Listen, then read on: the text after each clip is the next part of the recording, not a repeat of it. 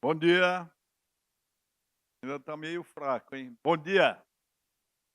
Isso. Hoje é um dia bom mesmo, né, segunda-feira, depois da virada cultural, e vocês vão ter uma oportunidade muito especial. Eu conheci o professor Zé Luiz Niemeyer e fiquei muito encantado com a experiência que ele tem. Ele é economista, ele tem mestrado, doutorado, pós-doutorado, uma grande expertise em muitos assuntos. E eu acho que é importante que nós pensemos que o mundo hoje está vivendo uma geopolítica bastante confusa, bastante complexa, né? Porque a, a eleição do presidente norte-americano significou uma ruptura com tudo aquilo que nós tínhamos estabelecido como pacto de convivência internacional depois da Segunda Grande Guerra. Todos os tratados de direito internacional, todos os manuais, foram praticamente postos de lado e nós estamos vivendo uma realidade extremamente inesperada, né? Por mais que você não consegue hoje fazer planejamento a longo prazo, você não consegue pensar, em estabilidade, que era uma coisa da minha geração, né. Você, fazia um determinado curso, ingressava num ambiente de trabalho onde você permaneceria até a aposentadoria. Isso era aquilo que acontecia na minha era. Hoje vocês estão sendo desafiados, porque inúmeras profissões já desapareceram, outras inúmeras vão desaparecer, e aquilo que será necessário fazer, as escolas não ensinam, elas não sabem ainda. Então vocês vão ter de aprender a nadar na correnteza. E é importante que vocês tenham essa noção. A inteligência artificial mudou a nossa vida, vai mudar cada vez mais, e só vai sobreviver quem se adaptar. Então, essa palavra que hoje está tão na moda, resiliência, né, que é resistir, ela não serve só para o ambiente natural. Nós precisamos, sim, cuidar do planeta, que nós estamos à beira do precipício. Falta um passo. E nós lembramos aquelas 3 rãzinhas que ficam conversando dentro de uma panela, o fogo aceso, e está muito gostoso, morninho, só que o fogo vai continuar aceso.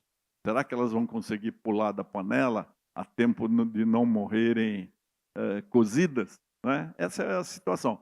Mas o professor Zé Luiz Niemeyer vai conversar com vocês, depois ele aceita que alguém faça algum questionamento para que ele possa elucidar melhor. Aproveitem bem, ele está fazendo isso voluntariamente, espontaneamente, ele poderia cobrar por essa palestra, então vocês acrescentem no seu Lattes e participarão deste evento. Bem-vindo, professor.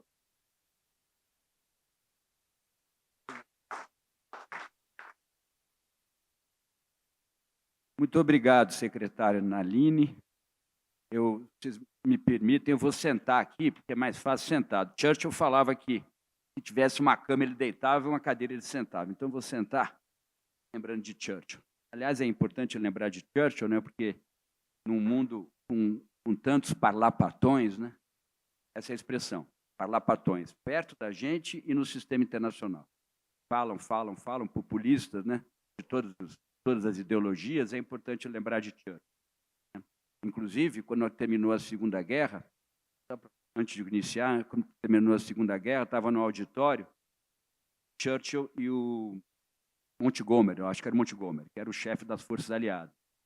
E aí ele pegou o microfone, Ana, general Montgomery, que era muito boa pinta, muito bonito, né, e herói da Segunda Guerra, coordenou as tropas aliadas e falou: "Eu sou o general Montgomery", em pé. Eu não vou ficar em pé porque ia ficar ridículo. "Não bebo, não fumo, não prevarico e sou um herói". É aplaudido e tal. Quando ele sentou, o Churchill falou: "Eu bebo, fumo, prevarico e sou seu patrão", no ouvido dele. Então, O que está faltando é exatamente isso, é saber quem é o patrão, porque o patrão com postura institucional, né? Que falta tanto perto da gente. A gente pode falar isso nas perguntas, se vocês perguntarem sobre o Brasil, como falta também, somente no sistema internacional.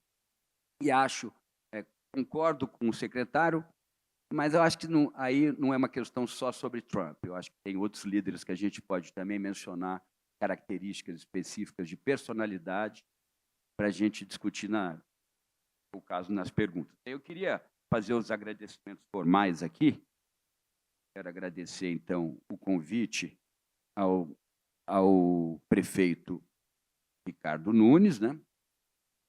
Admiro muito o trabalho dele, ao secretário Renato Nalini, a chefe de gabinete, a senhora Luciana Feldman, a coordenadora Angélica Ferri, a assessora Sandra Grandian, que me recebeu aqui muito bem, também a assessora Rosana, que vem conversando comigo, Rosana Lopes, e ao Gabriel Oliveira, que cuida da parte da mídia, da imprensa, e também aos demais colaboradores aqui da secretaria. E quero também dizer, secretário, que eu tenho aqui 2 ex-alunos. Olha que incrível, então. O curso que eu fundei, vocês eram muito crianças à época, o curso que eu fundei há 20 anos atrás, no IBMEC do Rio de Janeiro, eu acho que é o melhor curso, não porque eu tenha fundado, mas a estrutura do IBMEC é muito interessante, a estrutura do Rio é muito tradicional, então o curso de Relações Internacionais do IBMEC do Rio de Janeiro é um dos melhores cursos da América Latina, é conhecido assim. Eu tenho 2 alunos que fizeram o curso aqui, que é uma coincidência, né? Mas é uma excelente coincidência. O Bernardo, que trabalha na Secretaria de Relações Internacionais, né, muito competente, e tem o Pablo, que eu encontrei agora, depois de 14 anos, né, Pablo? E trabalha na Secretaria de Comunicação. Então, eu fiquei muito feliz. Secretaria do Governo Municipal. Então, isso para mostrar como o curso realmente produziu acadêmicos, intelectuais e profissionais com muito gabarito. Então, estou muito feliz com isso. Eu vou desligar o celular.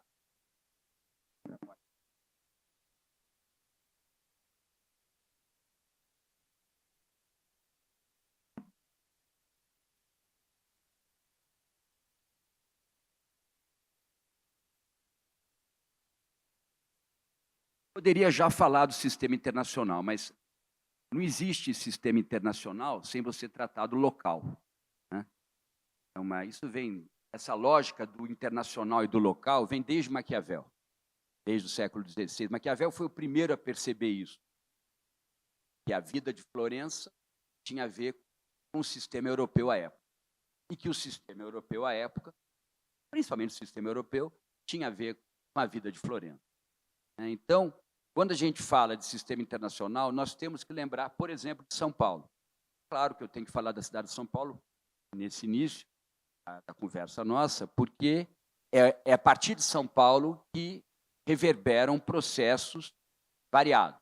E um dos processos que reverberam a partir da cidade de São Paulo, e muitos acham que isso não faz sentido, mas faz todo sentido, são as questões de meio ambiente. Porque se você conseguir coordenar medidas, como a Secretaria do Clima faz, medidas na área do meio ambiente, e aí são meios ambientes diferentes. O meio ambiente da Amazônia, comparado ao meio ambiente de São Paulo, é completamente diferente. Mas a oferta de meio ambiente, de benefícios para o meio ambiente, que São Paulo dá para as populações envolvidas com a cidade, proporcionalmente, talvez seja mais relevante do que aquilo que a Amazônia traz para a federação. Mais que a gente possa discutir também nas perguntas se a Amazônia realmente repercute no sistema global de meio ambiente, parece que sim, alguns ou não isso, mas é muito importante a gente ter essa noção de interno e internacional, e entre o internacional e interno, dos agentes que estão envolvidos, como, por exemplo, a cidade de São Paulo, e aí eu fiquei muito impressionado com os projetos que vocês vêm desenvolvendo do clima, né? A maior frota de ônibus elétricos do país. Eu não tinha esse número na minha cabeça. Caminhões a biometano na coleta, que é fundamental. Coleta seletiva de lixo, né? Alcança 100% da cidade. Incrível também. Eu acho que precisaria ter um comparativo com outras cidades do país, mas eu acho que é um número muito forte. No aquático, eu nem sabia dessa questão do aquático, um aquático mais sustentável e rápido. Cidade supera 50% de cobertura vegetal. A gente estava falando do dia ontem de festa aqui na cidade de São Paulo, como é que é o nome mesmo? Cultural? Virada cultural. E aí, tão importante quanto a virada cultural é as pessoas poderem acordar nas suas residências em São Paulo e ouvirem os passarinhos, né? Eu, quando venho a São Paulo, é muito importante ouvir os passarinhos, mais do que a gente imagina, inclusive para a existência, né? Ouvir os passarinhos. Eu, quando venho a São Paulo encontrar meus pais, eles moram no Alto de Pinheiros, ali perto da Praça Pôr do Sol. E eu vi uma mudança fundamental na Praça Pôr do Sol, feita pela prefeitura, que foi cercar a Praça Pôr do Sol, e cercando, eu observo isso porque eu tenho uma ligação muito grande com agronegócio, então eu tenho esse olhar, né?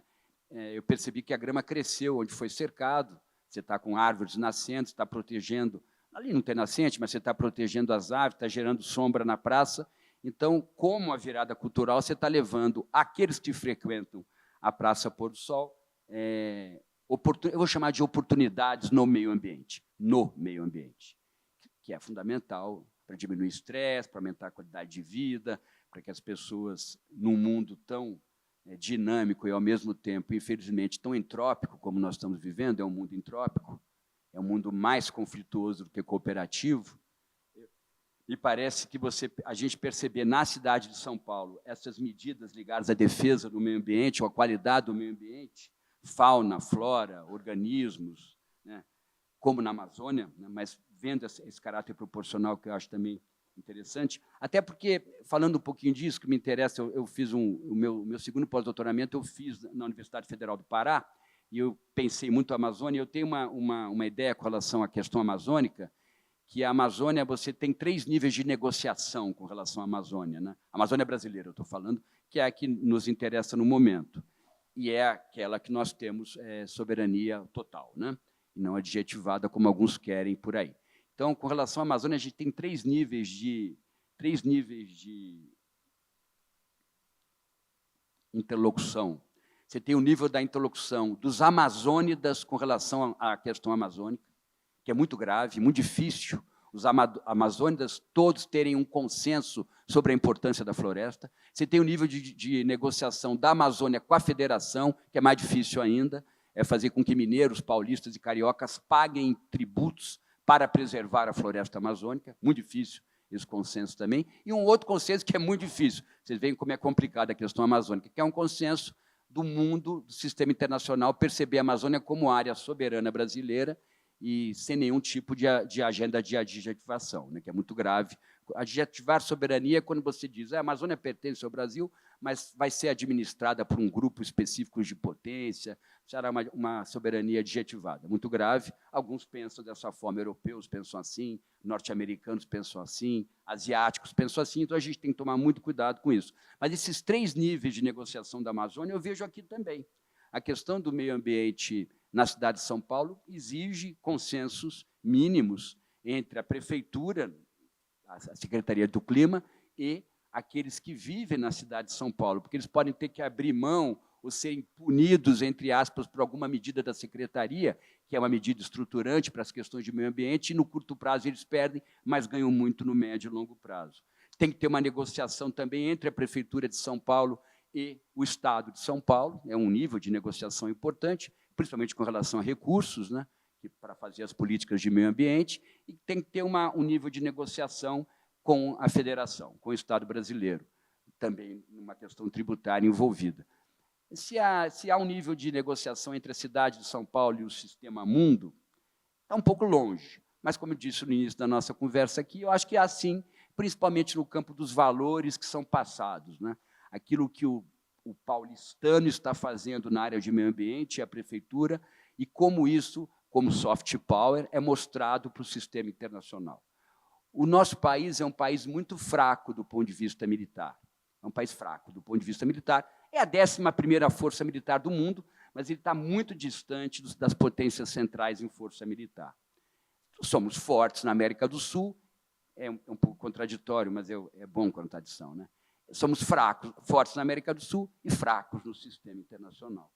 Vamos resolver isso aos poucos, nós vamos tentar equilibrar essa equação, mas nós somos muito fortes, cada vez mais fortes no que chamamos de soft power, aquilo que que é projetado no sistema não a partir do poder puro, e sim a partir de cultura, futebol, arte, culinária e, principalmente, projetos de meio ambiente.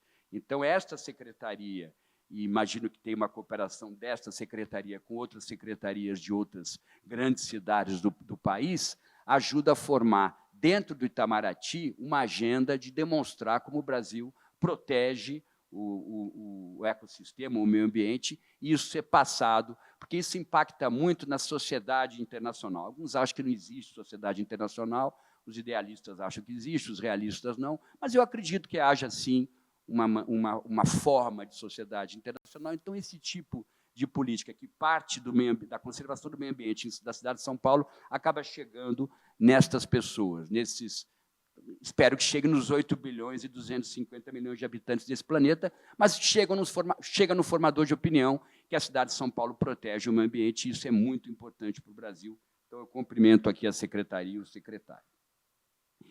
Bem, até agora, a gente estava falando de questões que envolvem diz o secretário, são prementes mesmo, mas, por incrível que pareça, o sistema internacional e a agenda de segurança é mais premente, na minha visão, hoje, do que uma crise ambiental. Então, agora eu vou precisar falar de questões sérias, questões que nos colocam numa encruzilhada, por incrível que pareça, mais de curto prazo do que a da agenda ambiental. A agenda ambiental, nós estamos num trabalho, né, secretário? O Brasil, e espero que o mundo, a cidade de São Paulo, o Brasil, espero que o mundo, mas o sistema internacional vive um momento, como também colocou o secretário, de muita insegurança e muita instabilidade, né? E acho que tem muito a ver com essa administração de Donald Trump, que é uma administração muito de Donald Trump, não acho que seja do Estado norte-americano.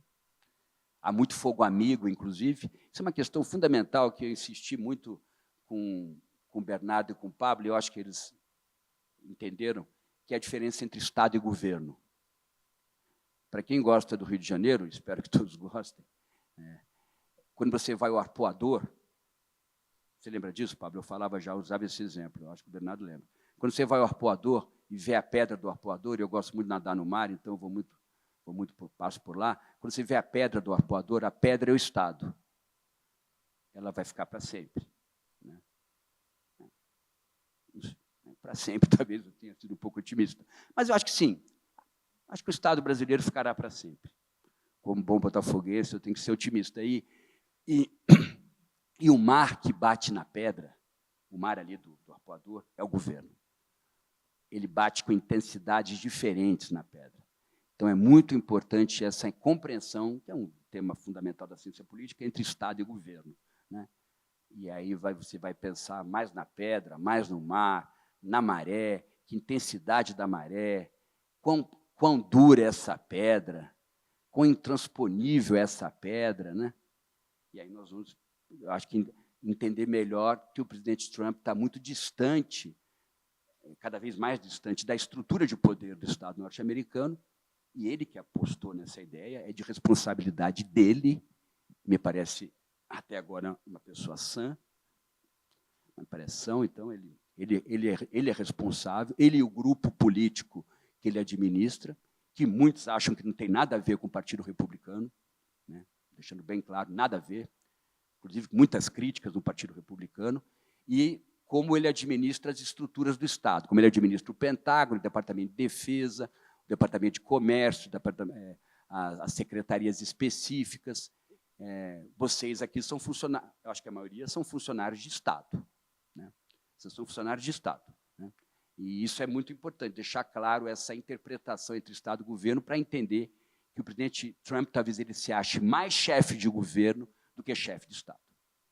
E está cometendo algumas ações muito irresponsáveis.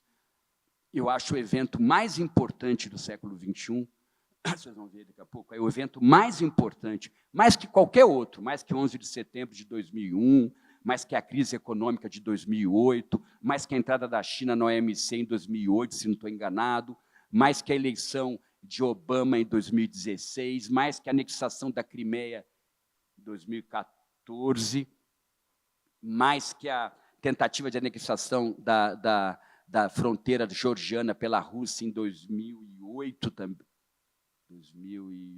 também, mais do que, talvez até mais grave do que a invasão da Ucrânia na madrugada de 22 de fevereiro de 2022, né? Na madrugada, horário Brasília, que é o distanciamento dos Estados Unidos da América dos aliados europeus.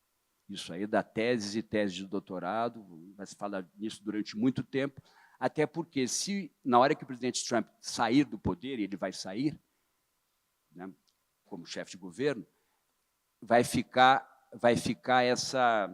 essa dificuldade, ficará essa agenda de dificuldade criada por ele com relação à aliança tradicional entre americanos e europeus. Tem um grande teórico de Harvard chamado Robert Kagan, e ele escreveu um livro chamado Do Paraíso e do Poder.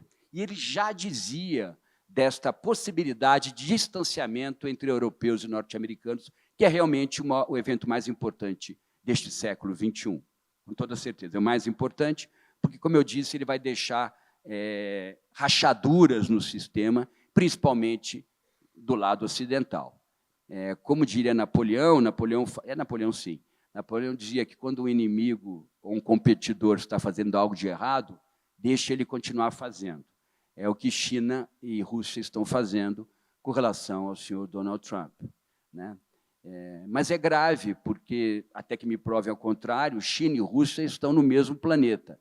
E China e Rússia, principalmente esses dois países, mais Estados Unidos da América e Inglaterra, não é Reino Unido, tá? É Inglaterra, porque não é o Reino Unido que possui armas instaladas. Quem possui armas nucleares instaladas é a Inglaterra. Não é uma decisão do governo escocês, é uma decisão do governo inglês, né? Eles falam Reino Unido para dar uma abrandada, né? Mas, então, Inglaterra, França não, a França tem armas nucleares operacionais, não instaladas. Operacionais é quase uma arma nuclear instalada.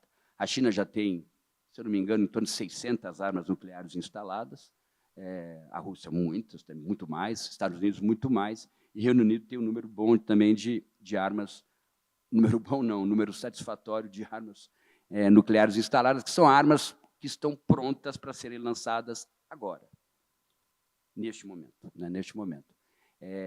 Um dos submarinos de ataque norte-americano muito forte é o Ohio, a classe Ohio. Eu tenho que guardar tantos números, mas vou tentar aqui. O Ohio ele lança 24 mísseis intercontinentais do submarino. Por exemplo, o submarino estacionado no Golfo de Oman, ele lança com uma facilidade muito grande um míssil intercontinental contra a Sibéria, por exemplo, até mesmo considerando o Ohio um submarino nuclear, contra o fogo amigo, atingiria Nova York, para vocês terem uma ideia, né? E cada míssil desses são 24 mísseis, depois vocês checam, Ohio, não sei se eu vou trocar o número, e cada um deles leva 14 armas nucleares, ogivas nucleares, que destroem em coisas com um tiro, mais ou menos 30 cidades no território onde essa arma foi lançada. 30 cidades em mais ou menos 10 minutos, 15 minutos. 30 cidades são eliminadas apenas com um destes mísseis que contém essa quantidade, um deles. Como são 14, imagina quão carregado está esse submarino. Então eu tenho que me casar amanhã, professor Niemeyer, não dá mais para guardar, o mundo vai acabar, é melhor casar, ou melhor separar amanhã, professor Niemeyer, terça-feira, começar me separando ou casando logo cedo. Eu acho que vocês têm que começar a pensar novamente, como pensaram aqueles que viveram a Guerra Fria. Vocês têm que pensar na existência, sim, e olhar para dentro e perceber onde vocês estão contribuindo, e tenho certeza que estão contribuindo, absoluta certeza, para um mundo, a partir da família de vocês, dos amigos, aqui das secretarias, um mundo mais cooperativo e não tão entrópico como nós estamos vivendo, onde senhores da guerra decidem sobre as nossas vontades com relação à existência, né? É muito grave. E são os senhores da guerra, como eu falei, são líderes populistas, né? Putin, alguém aqui pode tentar desconstruir a minha ideia sobre Putin, mas ele é um líder autoritário, né? A democracia russa é uma democracia de fachada, Não tem transparência nenhuma o processo político desde a saída de Boris Yeltsin no início do século XXI, depois de 2000, Putin assumiu e ele troca com Medvedev, ele troca, nome complicado, ele é primeiro-ministro, ele é presidente, eles vão trocando, e ele permanece no poder, é um senhor da guerra. Como Netanyahu em Israel também é um senhor da guerra. Não estou falando da sociedade israelense, nem do Estado israelense, estou falando de Netanyahu. É um senhor da guerra. Como o senhor Trump é um senhor da guerra. Como Xi também é um senhor da guerra. É que vocês não estão... A gente compreende Xi a partir de uma agenda muito de comércio, cooperação econômica, mas não se esqueçam que a China tem armas apontadas para os Estados Unidos da América, neste momento, armas instaladas, prontas para serem lançadas contra alvos norte-americanos. E também não se esqueçam que... Tem que levantar um pouquinho. Que se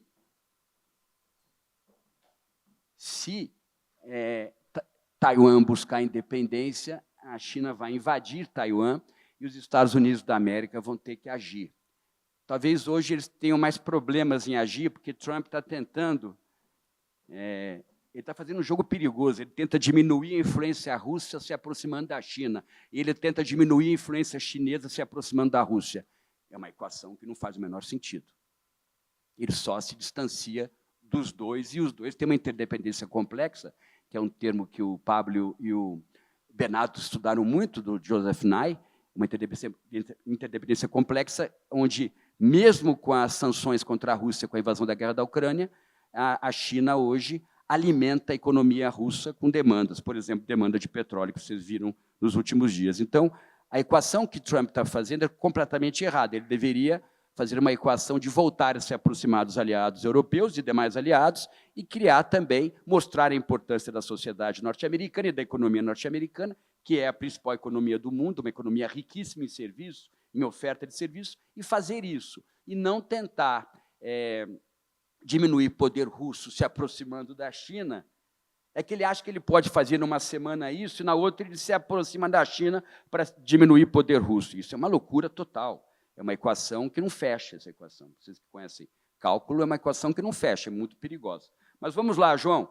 Vamos começar, João. Vamos lá. Então, esse é o título. Então, mais uma vez, agradeço muito, secretária. Foi só uma introdução, agora vamos começar aqui com os conceitos. Vou falar rapidamente para a gente poder depois trocar. Vamos lá. Esse sou eu, tal. Isso aí. Bem, eu tenho poucas certezas na minha vida. Tenho poucas mesmo. Não vou ficar falando daqui, porque eu estaria falando muito da minha vida pessoal. Mas eu falo em sala de aula, mas aqui eu não vou falar. Mas eu tenho uma certeza sobre a minha existência. Essa eu tenho absoluta certeza, que eu vou morrer botafoguense. Para mim é civilizatório ser botafoguense. Então, eu vou morrer botafoguense. Que fique claro que eu estou falando do campeão brasileiro da Libertadores de 2024, Botafogo do Rio, para vocês não confundirem com os nossos amigos lá de Ribeirão Preto. Né? Estou falando do Botafogo do Rio, o clube que mais cedeu jogadores para a seleção brasileira na história. Né? Com essa convocação, cedemos mais um, que espero que seja vendido. Pode ser ao Palmeiras, mas o preço vai ser alto, então preparem o caixa lá da tia. Vamos lá. Então, eu tenho certeza sobre a minha condição de botafoguense, absoluta certeza. Talvez a única coisa que eu tenha certeza absoluta é a minha condição de botafoguense. É verdade. Depois, se vocês quiserem perguntar, se eu puder responder, eu respondo. Mas eu tenho certeza. E eu tenho certeza disso também. A mesma certeza eu tenho. Por isso que eu faço aqui uma afirmação. Eu tenho certeza absoluta. No tempo eu não sei, mas que eu tenho certeza, eu tenho. Eu acho que o planeta vai continuar até lá. Que o Brasil será o grande fornecedor, estendendo o sistema internacional, vai estender o sistema, um sistema muito tenso. Imaginar no momento tenso agora, pode ser que daqui a 50 anos não esteja tão tenso, mas o Brasil será o grande distensionador, essa é a expressão, para distensionar o sistema, né? Oferecendo proteína, que tem tudo a ver com o meio ambiente. Quando você protege as aguadas e protege a floresta, ou planta de novo a floresta, e parabéns para o Estado de São Paulo, que aumentou muito o plantio da Mata Atlântica. A Mata Atlântica está sendo recuperada. É impressionante. Quando você tem um pasto próximo da sombra e da aguada e da floresta, o pasto é mais verde. É mais verde, tem mais massa, tem mais volumoso para o gado. Então, quando a gente fala de proteína, o Brasil continuará a ser um grande produtor e exportador de proteína, todos os tipos, se continuar tendo uma preocupação, e o Código Ambiental brasileiro é bom para isso, continuar tendo uma preocupação ambiental. Aí nós vamos continuar fornecendo mais proteína. Ah, mas é muito triste verem suínos, frangos e bois sendo abatidos. É triste. Para mim é complexo isso também. Eu sei que é triste. Eu já frequentei muito frigorífico, já fui muito... O nome é feio. Eu já vi muita matança. É um ambiente estranho. Mas ainda é necessária a oferta de proteína no sistema internacional, principalmente para as populações mais carentes de África, Oceania, boa parte da Europa, que precisa de muita proteína ainda. Como o sistema é muito desigual, há muita pobreza no sistema, e mesmo miséria no sistema, como há também no país, como há também ainda na cidade de São Paulo, é importante, me parece, a continuidade da oferta de proteína. Por mais que os jovens aqui, e eu também, a gente se incomode com a matança. É como falam no frigorífico. Já viu a matança? É assim que se fala. Para vocês ficarem mais tranquilos, os animais estão sendo cada vez mais abatidos com cuidado. Porcos, frangos e bois, com cuidado. Para vocês terem uma ideia, os porcos, em frigorífico sério, né?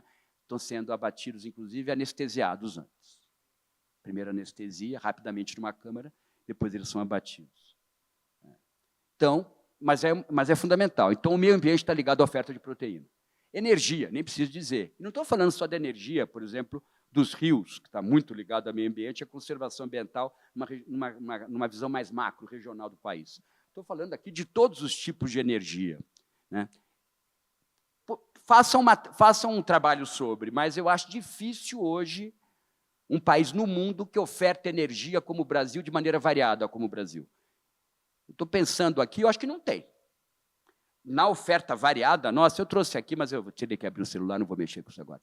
Eu acho que não. Todos os tipos de energia, e o mais importante, aumentou muito esse caráter multivariado da energia ofertada. Para público interno, aí um técnico, um engenheiro vai dizer, mas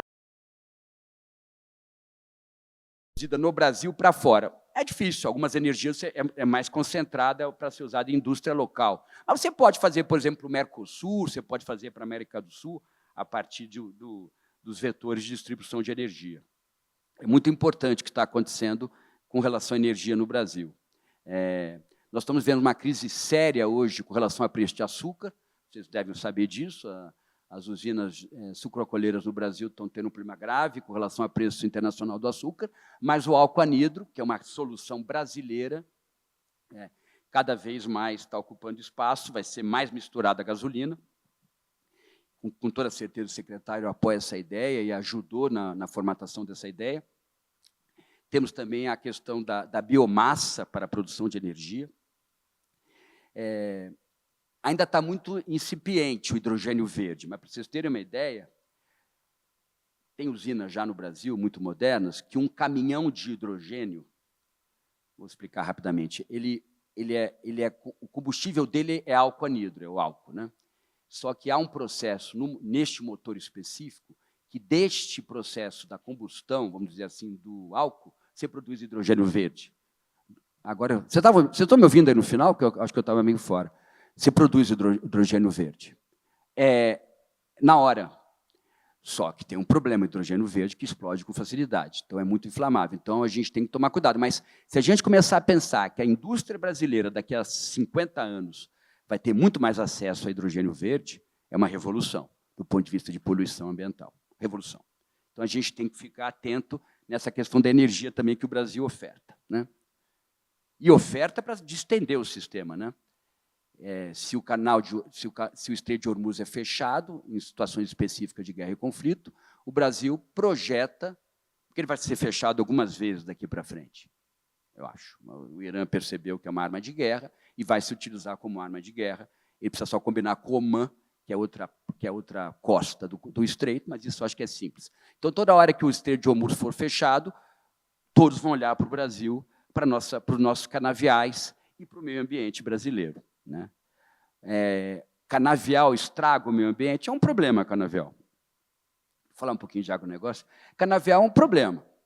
É muito importante do ponto de vista de que agrega muito emprego, renda, tal, indústria, mas é porque busca água muito no fundo, né? Então, é uma cultura, e ela não é perene, que nem o café, a laranja, mas ela dura 6 anos, então é complicado. A gente tem que tomar cuidado, mas ninguém produz cana como nós, ninguém. Os europeus achavam que iam continuar produzindo açúcar de beterraba. Isso é quase um poema, né? Quase algo pueril, né? É pueril, né? Achar que... Então, mas então eles vão sofrer? Vão. Os produtores de beterraba do interior da França vão deixar de produzir beterraba com o acordo Mercosul-União Europeia. Mas eles vão deixar de ser fazendeiros? Pode ser que deixe. Geralmente são pequenos e médios proprietários que vão, de repente, começar a produzir mel. Mel, acho que eles não vão também, porque nós vamos exportar mel para lá. De repente, eles vão produzir abacate, eles não vão produzir. Nós somos o maior produtor de abacate do mundo. Os Estados Unidos, os americanos só tomam café da manhã gostoso por causa do nosso abacate. Então, eles vão produzir frango, também não vão conseguir. A nossa escala de produção de frango é inacreditável. Então, eles vão ter que deixar de ser fazendeiros. Eles vão para as periferias de Paris? Talvez alguns reclamando façam uma força política contra o acordo. É possível, como na Itália também, nos outros países europeus. Mas, ao mesmo tempo, eles vão ganhar muito. Inclusive, esse cidadão francês, que até vai deixar de ser fazendeiro, vai ter que se aposentar, talvez, que ele vai ganhar muito na exportação de serviço das grandes construtoras francesas, italianas e dos outros países da União Europeia, que nós vamos usar aqui para equilibrar os nossos preços aqui de obras de construção pesada. Todas virão para cá, vão ganhar muito dinheiro no Brasil.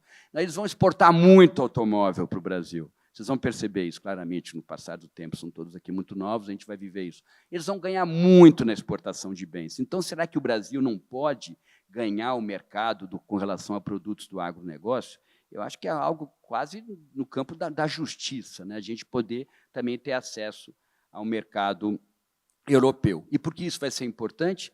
Porque aí as cidades médias brasileiras, todas ligadas ao agronegócio, variado, em Rondônia, no Acre, em São Paulo, no Paraná, até no Rio de Janeiro, que o agro perdeu força, todas essas cidades vão ter externalidades incríveis e isso vai passar para as pequenas cidades. O agronegócio é muito importante porque o agronegócio, diretamente, ele tem uma relevância para o produto interno bruto, mas também indiretamente, né? Esta cadeira onde vocês estão sentados está ligado ao agronegócio, está ligado, por exemplo, à indústria da seringueira, né? Plástico também, que seria um outro recurso que é petróleo, mas também a indústria da seringueira. Então, essa questão do Brasil poder fornecer energia, proteína, é fundamental e tem muito a ver com o agronegócio. Todos estão sentadinhos, então que bom, senão vocês iam cair no chão se estivessem em pé. O Brasil usa, para ser a potência que 9% da área do território para a agricultura. Eu vou repetir, 9%. Para ficar mais pessimista, 10%. E já somos o que somos. Se o Brasil aumentar para 15%, pode voltar o mapa lá? Pode voltar o mapa? Se o Brasil conseguir chegar a 15% sem derrubar uma árvore, bobagem dizer que planta soja na Amazônia. Ninguém planta soja na Amazônia, isso é mentira, né? Se o Brasil conseguir sair pelo Pacífico, pelo Porto de Cusco, aqui no Peru, nós vamos chegar com a produção de todo o centro-oeste brasileiro, Mato Piba e os outros estados, que é Maranhão, Tocantins, Piauí e Bahia, nós vamos chegar aqui no Pacífico com quantidade e preço que ninguém terá com relação à comida. Açúcar, algodão, milho, carne, todas as carnes, frutas, tudo será...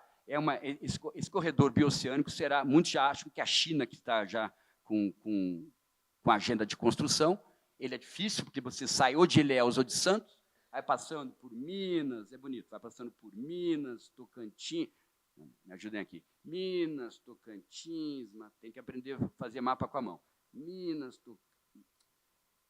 São Paulo, Minas, aí Tocantins, Mato Grossão, Acre, Rondônia, só que esse corredor bioceânico, vocês sabem disso, ele vai ter vários braços, né? E outra coisa, o que sai pelo Pacífico, entra pelo Pacífico. Vocês já imaginaram como vai baratear? É um problema também para a gente pensar. Como vai baratear o preço do produto industrializado chinês, indiano, californiano para o Brasil? Mas isso eu acho que é bom para o consumidor. Ah, mas muitos vão se aposentar. Vão se aposentar também. O processo de globalização econômica e financeira pressupõe um aumento da diminuição de algumas atividades e, com a tecnologia, com os ganhos de escala, você consegue focar para outras atividades.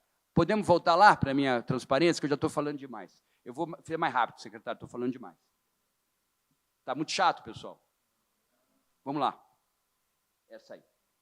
Alternativa logística, acabei de falar. Alternativa logística, o Brasil vai ofertar. Na hora que ele faz o corredor bioceânico, ele está dizendo, China, Índia, parte californiana, comecem a transacionar e se utilizem do corredor bioceânico brasileiro para chegar no Atlântico. Não se preocupem tanto com o Canal do Panamá, que tem um nível de eficiência, mas cada vez tem mais gargalo. Não se preocupem tanto... deixa eu pensar o mapa. Não se preocupem tanto com o Estreito de Hormuz. Não se preocupem tanto com o Estreito de Hormuz. Vocês podem passar por aqui. Ainda vão conhecendo todo esse Brasilzão de meu Deus, que é lindo por dentro. Né? Então, o trem, né, aqui. Podem se ocupar agora do nosso corredor bioceânico. É interessante, eu não tinha pensado nisso, vou começar a falar isso em aula também. E a questão dos biorrecursos para o mundo que nós vamos ofertar. O que é isso? É a possibilidade de consultoria, de venda de crédito de carbono, as empresas virem para cá produzir floresta mesmo, produzir floresta, pode até ser num projeto papeleiro, pode até ser para a indústria de papel e celulose, mas produzir floresta para trocar o que polui nos seus países de origem, principalmente indústrias siderúrgicas, de armamento não vão usar, mas de petróleo. Acho que dá para a gente fazer uma troca interessante, ofertando biorrecursos para o mundo. Então, pessoal, assim como eu torço para o Botafogo, meu amado Botafogo, eu posso dizer que essa é uma afirmação e ninguém segura. Agora, isso, dependendo da governança que a gente tiver, se ela for pequenininha ou maior, pode ser apressado. Né? Tem que parar um pouco, né, para dar um clima. Né? Se tivesse um pouquinho mais de governança, a gente chegaria mais rápido nesse cenário. Próxima, transparência. Então, essa afirmação é certa. Pode mudar, João. Agora eu vou colocar, pessoal, e eu faço isso porque eu acho que explica melhor, as perguntas que não querem calar. Perguntas que vocês, quando não estão perguntando sobre a própria vida, que é fundamental, vocês acabam perguntando num almoço, acabam perguntando numa reunião familiar onde existem mais analistas de relações internacionais. É incrível, é inacreditável, né? Os tios que sabem tudo, o estilo... Mas, então, são perguntas que não querem calar. Primeira pergunta que não quer calar, João.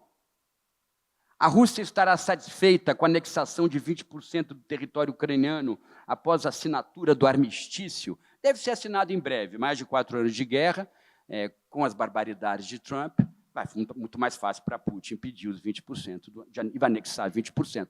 Então, em pleno século XXI, um país soberano e independente vai anexar 20% do território de um outro país soberano e independente, que é o maior país da Europa Ocidental, que é a Ucrânia, ou próximo da Europa Ocidental. Algo inacreditável para se imaginar para o século XXI. Depois eu vou falar por que os países estão querendo anexar território. Isso é meio que o final da fala. Né? Então, é algo... E a Rússia vai satisfazer? Me parece que não. O grupo político... Né, vamos falar Rússia, porque não é o Estado russo, mas é o grupo político. Moscou vai se satisfazer? Me parece que não. Outro dia, Putin ordenou que aviões de ataque sobrevoassem países do Mar Báltico. Eles ficaram, se não estou enganado, sobre a Estônia, 12 minutos, aviões de ataque, carregados com armamento nuclear, inclusive. Isso precisa checar. Mas carregados com armamento, aviões de ataque, e aí a força sueca da OTAN e a força italiana avisou que eles tinham que sair, demoraram 12 minutos, inacreditável, eram para ser abatidos. É o que Putin quer. Ele provoca o tempo todo com esse tipo de ação deliberada. Né? Como ele já disse várias vezes, que pode usar armamento tático contra algum país da OTAN. E pode mesmo. Um armamento tático é uma bomba atômica menor. Ela elimina 100 mil pessoas se lançada, né? Não tem um impacto como é uma bomba maior, estratégica, que pode matar 1 milhão de pessoas no primeiro tiro, né? Então, você usa o armamento. O que ele pode fazer com esse armamento tático? Ele pode pegar, por exemplo, vamos imaginar a Polônia, né? Para quem conhece a Polônia, um descampado na Polônia. Os pastos lá da Polônia. Pega um pastão da Polônia. Pega um pastão lá, as vaquinhas lá, casas, tal, e lança um armamento tático contra esta região específica da Polônia, para dizer que ele veio, para dizer que ele faz o que ele fala. Pode ser que ele faça isso. Hoje, os Estados Unidos da América teriam condições, e não seria um contra-ataque nuclear, até para vocês ficarem mais tranquilos, não seria um contra-ataque nuclear, não. Eu não acho que, se Putin usar o armamento nuclear contra a região específica descampada de países da OTAN, eu não acho que ele será atacado em revide com armamento nuclear. Acho que não. Acho que não. Mas ele será atacado por forças da OTAN, comandadas, espero, pelos Estados Unidos da América, a gente vai falar isso daqui a pouco, com muita força convencional. Não acho que será nuclear a resposta, porque ele vai ser uma provocação, uma arma nuclear menor. Mas isso é tudo achômetro meu, né? A gente tem que pensar. Agora, se for uma resposta nuclear, aí os Estados Unidos terão que usar seus aliados, principalmente a Inglaterra, para onde os Estados Unidos já direcionou, se não estou enganado, no final do ano passado, parte das suas ogivas já estão mobilizadas no Reino Unido, na região do Reino Unido, para serem, em último caso, utilizadas num confronto nuclear, se a Rússia realmente não ficar satisfeita e começar a querer provocar. Mas acho difícil esse desenlace nuclear, porque a China também, de alguma maneira, ficaria do lado da Rússia. Do lado da Rússia é um pouco pobre de falar, mas é do lado da Rússia mesmo. A China não admitiria, porque vocês não se esqueçam que a Rússia faz parte da mesma massa territorial da China. É o continente que a gente aprendeu na escola, euroasiático. A dona Andréa, minha mulher, ela costuma falar assim, não, mas é o Oriente, é o Ocidente. Não, não, é a mesma massa territorial. Se você sair a pé de Pequim, você chega em Paris. É a mesma massa territorial. Vai demorar, mas você chega. Então, isso é muito importante, a gente ter essa noção geográfica, que é a mesma massa territorial. Então, eu tenho a impressão que Moscou não ficará satisfeita com 20% da anexação, como não ficou satisfeita com a anexação da Crimeia, que já foi algo fortíssimo, né? Como tentou anexar partes da fronteira com a Geórgia, como eu já falei aqui. Então, agora, ele é um senhor da guerra que ele não é Deus, né? Ele se acha, mas ele não é Deus, ele vai passar. Agora, quem vai substituí-lo? Geralmente, os deuses são substituídos por novos deuses, né? Esse é um problema. Se a população não participa, se a democracia não funciona, deuses são... Aliás, quem falava muito disso é um grande teórico da história, né, que é o Jean-Baptiste Vico, num livro belíssimo, A Ciência Nova, que ele falava que o mundo é que nem um colar, né? O mundo é formado por os processos políticos, né, do poder, por deuses, heróis e homens. Aí entra em entropia, que é a democracia para ele, era um Cristo da democracia, voltam os deuses, os heróis e os homens. Aí entra em entropia de novo. Eu falei isso aqui, não é à toa, né? Nós só precisamos analisar se nós estamos mais no tempo dos deuses, dos heróis ou dos homens, né? Inclusive no Brasil. Né? Inclusive no Brasil. Então, é importante que a gente tenha essa noção para que a gente faça a história caminhar, não que a história se repita naquilo que ela tem de pior, né? Que é violência, autoritarismo e tal. Próxima pergunta que não quer calar. A União Europeia se desligará aos poucos da agenda norte-americana após a assinatura do armistício? Me parece que sim. Já existe um projeto chamado... O nome do projeto, agora me esqueci o nome, mas é um projeto de farda europeia. Esqueci agora. Bússola Estratégica. O nome do projeto é Bússola Estratégica, é um projeto europeu, porque a União Europeia já tem uma política externa de segurança comum nas suas diretrizes como União, como Pacto de Integração. Falta só implantar essa política. Então, eles vão querer fazer uma farda europeia, já estão pensando em 5 mil homens, é pouquinho por enquanto, 5 mil homens, alguns helicópteros, mas farda europeia. Isso descaracteriza, é o início de descaracterizar a Organização do Tratado do Atlântico Norte na Europa. Se a OTAN vai se afastar dos Estados Unidos em função das barbaridades de Trump, ou se os Estados Unidos vão se afastar da OTAN, aí seria uma discussão mais técnica.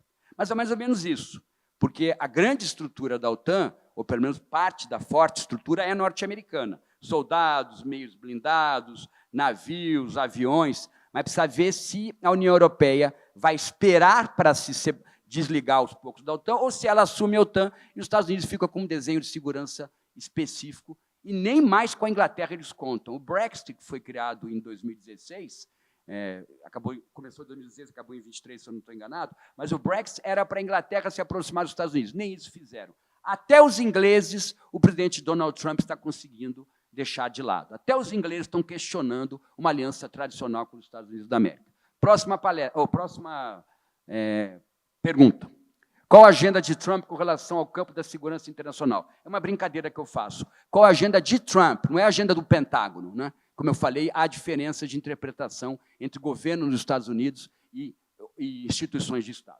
É uma agenda estranha, agressiva, isolacionista em alguns momentos, muito agressiva, como a gente está vendo com relação à guerra contra o Irã. Por que eu não mencionei a guerra contra o Irã até agora? Eu estou falando pouco dela. Porque ela, por incrível que pareça, na minha visão, e eu aceito aqui, se o Bernardo, o Pablo e vocês discordarem, ela é menos grave do que a guerra Rússia e Ucrânia.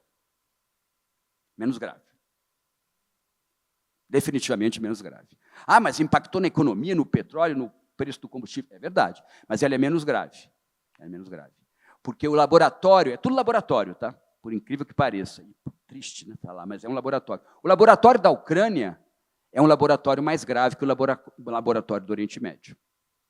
Principalmente porque no laboratório da Ucrânia você tem um país, que é a Rússia, que é um país muito poderoso, inclusive do ponto de vista estratégico militar, atuando, e você tem a China apoiando. A China até agora não se manifesta com relação à guerra da Ucrânia, que é algo inacreditável, mas a gente sabe por quê, porque há uma interdependência complexa entre os dois. Então, a agenda do presidente Trump ela é muito errática, ela não é definida, ele mudou o nome do Departamento de Defesa, Departamento da Guerra, ele, ao mesmo tempo que ele se utiliza da guerra, uma guerra irresponsável, que não era necessário fazer contra o Irã, ao mesmo tempo ele busca, muitas vezes, não participar do sistema, como não participa da guerra Rússia-Ucrânia, ele tem uma questão cada vez mais dúbia com relação a Taiwan.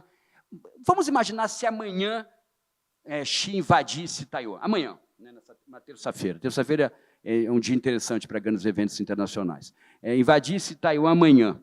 E será que os Estados Unidos, na hora, deslocaria mais da Marinha de Guerra, e parte já está lá, para defender Taiwan, e criaria uma guerra naval com a China em função de Taiwan? Pode ser que sim, pode ser que Trump aguardasse. Se ele aguardasse, Xi ocupava a ilha e tomava a ilha em alguns dias. Então, a resposta a uma invasão chinesa e uma anexação forçada de Taiwan ou Formosa à China continental é algo que a gente tem que pensar. Qual vai ser o tempo dessa invasão? Um bom estudo para se fazer para quem gosta de estudos estratégicos. Quanto tempo a China demoraria para dominar Taiwan? Né? Que eu acho que é um cenário bem provável. Eu acho muito mais provável, infelizmente, o Botafogo nunca mais ser campeão brasileiro da Libertadores ao mesmo tempo, que foi algo inacreditável. Inacreditável. Depois de ter perdido 2023 como perdeu, inacreditável. Só coisa de botafoguense. Né? Acho mais certo que o Botafogo não seja novamente e que a China invada Taiwan e anexe Taiwan nos próximos anos. Então, é muito grave. Né? E aí Trump está brincando de guerra numa situação onde seus inimigos, a China e a Rússia são inimigos dos Estados Unidos. Não são competidores, são inimigos. Como o Irã é inimigo também, mas elas são inimigos potências centrais. Então, eu acho que é uma agenda de segurança e de defesa muito estranha e muito errática. Próximo. Aí eu fui em 3 pontinhos. E qual a agenda do Pentágono, da CIA, das agências do campo da defesa nacional? Eu acho que cada vez mais está havendo fogo amigo, como eu falei no começo, não vou me estender muito, cada vez mais estão questionando o salão oval da presidência da República dos Estados Unidos, estas instituições. Ele pode estar sendo derrubado por dentro? Pode, aos poucos. Vocês sabem como funciona, vocês não viram House of Cards? Vocês viram House of Cards? Vocês sabem como funciona. Vocês acham que é aqui que a gente tem conversas espúrias? Que é na política brasileira que a gente tem conversas sérias? Desculpa que eu vou falar, vou ter que mencionar. Esse negócio de Banco Master é uma bobagem, uma bobagemzinha, uma bobagem comparado aos acordos que são formados entre o Congresso norte-americano e o Pentágono, por exemplo, a fornecimento de armamento, que garante a eleição de vários governadores e e deputados de várias regiões, de republicanos e democratas. É uma bobagem a gente achar que é sério o que acontece aqui. Imagina o que acontece lá. E o que acontece na China, nas decisões de um partido único, como o Partido Comunista Chinês, com relação aos interesses do poder chinês? Vocês acham que também é sério o negócio? É muito fácil? Tem transparência? Então, acho que a gente, às vezes, tem que tomar cuidado, porque a gente definitivamente acha que está pegando fogo no nosso quintal, que o fogo no nosso quintal é muito mais forte que o fogo nos outros quintais, mas não é, não. O Brasil ainda é criança nessa discussão, dentro de estudos estratégicos, da relação entre Congresso, Poder Legislativo, interesses, por exemplo, de indústria de armamentos, que é impressionante, e votações, regiões, partidos envolvidos, né? E negociações espúrias, mesmo que algumas tenham legitimidade. Vocês podem dizer que um governo eleito, como o governo de Donald Trump, tem legitimidade para que um assessor dele negocie com uma liderança do Partido Republicano a criação de um novo míssil específico para uma região para um teatro de operações de guerra na Europa, no centro da Europa, e que alguém lá daqueles grupos de Washington tenha ganho muita comissão com isso, muita comissão. Pode ser que a gente não enxergue o final da negociação, só veja o início, a gente até aceite, que a gente geralmente faz isso quando a gente pensa em política, mas o jogo lá é pesado, e muito mais pesado que aqui. Próxima. A Rússia se mantém com alguma autonomia com relação à China? Eu acho que ainda, porque a China não quer que a Rússia se aproxime tanto. Ficou claro no encontro entre os dois.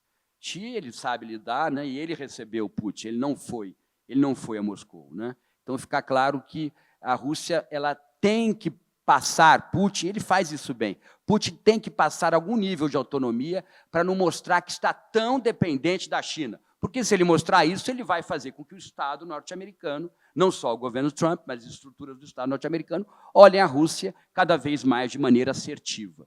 E aí isso pode prejudicar, por exemplo, a negociação com relação à guerra na Ucrânia. Próximo.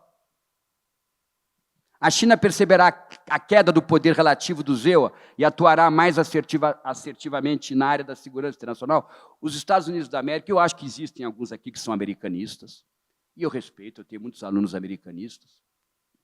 Eu acho que faz sentido. Sociedade, uma democracia de massas, a sociedade, a economia que mais investe, acho que é uma das que mais investe em serviços, tanto para o setor militar como para o setor civil, uma potência muito rica na área de tecnologia, vide as big techs. Mas eu não estou falando que os Estados Unidos, para eles que são americanistas aqui deste grupo, eu não estou falando que os Estados Unidos estão mais fracos. Eu estou falando que a China está mais forte, é diferente. É poder relativo. Os Estados Unidos estão perdendo poder relativo. E é um processo que não vai parar? Não vai parar, não vai parar. Por isso que o Brasil e os próximos presidentes da República, o Brasil continuará presidencialista, eu imagino, só faltava virar parlamentarista, o negócio ia ficar muito desigual. Então, o Brasil continuará presidencialista, já está desigual, né? Imagina virar parlamentar. Eu sou presidencialista, prefiro esse regime. Os próximos presidentes da República têm que olhar para a China, para a Rússia, para os Estados Unidos, para a Índia.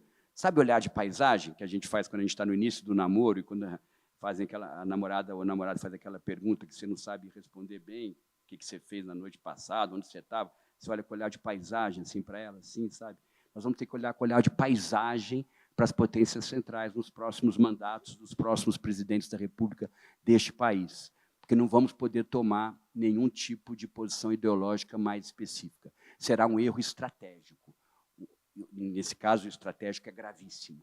Será gravíssimo até porque, para o Brasil continuar estendendo o sistema, ele tem que olhar todo o sistema de maneira equidistante e atuar de maneira equidistante. Eu não acho que os Estados Unidos da América são o nosso principal parceiro estratégico. Eu definitivamente não acho.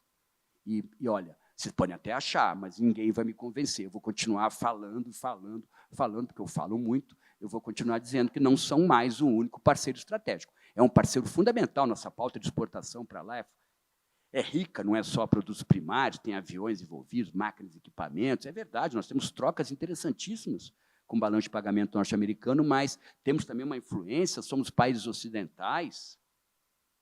apesar que eu acho que o americano é muito diferente do brasileiro, principalmente o brasileiro lá do Rio de Janeiro, talvez o brasileiro aqui de São Paulo lembre mais um norte-americano típico de Nova York, assim. Você vê como é misturado, é muito misturado, mas somos ocidentais. Mas, mesmo assim, eu acho que a gente tem que olhar com mais equidistância o sistema. E isso, desculpe, não tem nada a ver, não deveria ter a ver, mas tem, né, porque as pessoas levam para isso, com a discussão, que eu acho uma discussão justa, viu? Eu sou um leitor de Norberto Bobbio, eu gosto muito de definições à esquerda e à direita. Eu não tenho nenhum problema com isso. Tem gente que tem, né? Não existe esquerda, não, existe sim, é perfeito isso. Mas eu acho que essa discussão sobre esquerda e direita, que tem um grande livro do Bobbio que vocês devem conhecer, Esquerda e Direita, tem que começar, se puder, comprem e leiam amanhã o livro, que é lindo o livro, fácil de ler, explica bem a questão de esquerda e direita, como deve ser explicada, né? Numa democracia, ser de esquerda radical é pressupor uma igualdade forçada, principalmente na economia, que é muito ineficiente. E ser de uma direita extremada é pressupor uma liberdade infinita, inclusive para fazer tudo o que quer com a propriedade. E não pode fazer tudo o que quer com a propriedade. Não pode fazer tudo o que quer com o carro, não pode fazer tudo o que quer com o apartamento. Vou reafirmar isso aqui, é uma parte importante da minha fala. Não pode fazer tudo o que quer com a fazenda, não pode. Tem limites. A propriedade tem limites. Desculpe, John Locke, mas a propriedade tem limites de atuação na propriedade. Então, leiam esse livro, porque mostra bem. E isso vai ser fundamental, quer dizer, isso não está ligado à discussão sobre o sistema internacional. Por isso que são os diplomatas que fazem política externa, mas não deveriam ser só. O Bernardo vai fazer política externa, o Pablo vai fazer, o secretário vai fazer política externa, a Luciana vai fazer política externa, né? O Gabriel vai fazer política externa com mídia. Está na hora de outros atores, não só os residentes do Itamaraty, são quase residentes que ficam lá muito envolvidos, façam política externa. É importante que todos façam política externa e política de defesa nacional, que é a minha área de pesquisa. Eu acho que a defesa nacional não pode ser um tema só militar. Isso fica para uma... Isso é muito técnico, é muito chato falar disso, mas eu acho que a gente tem que abrir a discussão sobre defesa nacional e sobre política externa. Próxima. Está indo bem agora. Quais serão os novos desenhos de segurança no sistema internacional? E com relação à América do Sul? Então, eu acho que você pode ter, nos próximos 20 anos, os Estados Unidos com desenho próprio de segurança, uma OTAN esvaziada, europeus com desenho próprio de segurança, forte, inclusive, a Alemanha hoje é um dos países que mais produzem armamentos no mundo e fornecem armamentos para todo mundo. Você vai ter a China com desenho de segurança específico, você vai ter o Japão cada vez mais tem uma postura assertiva nas relações internacionais desde o pós-Segunda Guerra, que a cláusula 9 da Constituição japonesa, imposta por Washington no final da Segunda Guerra, fez com que o Japão não pudesse se utilizar da sua defesa para projetar poder, e sim só para defender interesses do Japão. Agora não, agora estão questionando, e há uma tendência nos jovens, inclusive, de uma projeção maior de poder do Japão no sistema internacional do ponto de vista militar. Você vai ter também a Rússia, vai permanecer com o desenho de segurança, que é a Organização do Tratado de Segurança Coletiva. São com países fracos, mas são países ali, a Bielorrússia, a Armênia. Você vai ter, acho que eu falei de todos. E você tem os países como o Brasil, que pode ter um desenho de segurança específico, e deveria ter. É um continente, o Brasil está longe do centro de ruptura, mas é um continente muito vasto, um país muito grande, com muitas riquezas, né? Bem, se a gente soubesse o que tem de petróleo na margem equatorial, se a gente soubesse que tudo que tem de petróleo no Atlântico Sul, no pré-sal, se a gente começasse a produzir a todo vapor a nossa produção agrícola, vocês nem precisavam trabalhar. Todo mundo podia ir para casa agora, né? Todo mundo ia para a praia, lá para o Leme. Porque é inacreditável como esse país é rico, né? Sem falar dos minerais, eu lembrei agora, minerais de terras raras. Por que o mineral de terra rara é importante? Rapidamente, aqui um parágrafo. Por que se fala tanto nisso? Porque você tem dois minerais... Vamos ver, agora é um teste de memória.